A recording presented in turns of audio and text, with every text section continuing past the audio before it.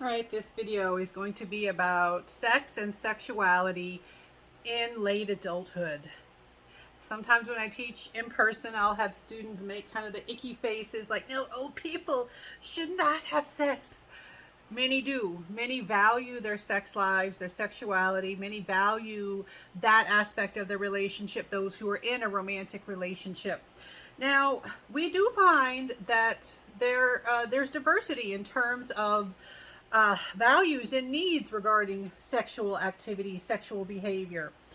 Sexual needs and interactions may vary extremely from one person to another. You know, some folks, they get to a point they're like, I'm not into that anymore. Others are like, no, that's an important part of my life. I want that to continue. Um, and so what we see is a lot of the satisfaction and attitudes towards sexuality, they are more a social construction than biological event.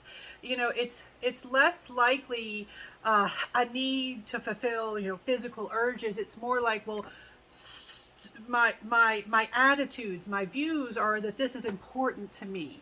And so a lot of individuals, they value having that aspect of their relationship, and when they lack it, they can have dissatisfaction, or they can work as a couple, you know, to maintain and get that satisfaction. And so some individuals, many individuals, will compensate for physical changes, things we talked about in the regular old adulthood, not old, regular adulthood videos. We talked about how, you know, going through menopause and andropause brings on certainly bodily changes, and you know, there are often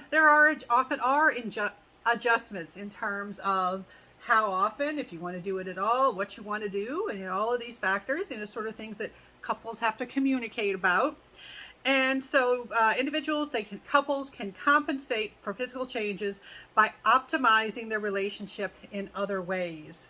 So relating to what we talked about when we talked about passion versus intimacy in relationships. Yeah, passion is nice. Yeah, the excitement and the physical aspects, yeah, they are fun, and it's good to have, but really what seems to maintain the, you know, the long lasting relationships, intimacy, emotional connection, emotional closeness. Maximizing intimacy seems to be really beneficial for maintaining that satisfactory aspect of relationships. So, are old people having sex? Yes, many are.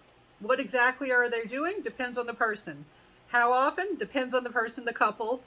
All right, and so it's a there's a lot involved in figuring out what makes a particular couple happy, but do not operate under the false assumption that you get to a certain age and you just don't care anymore about sex and sexuality.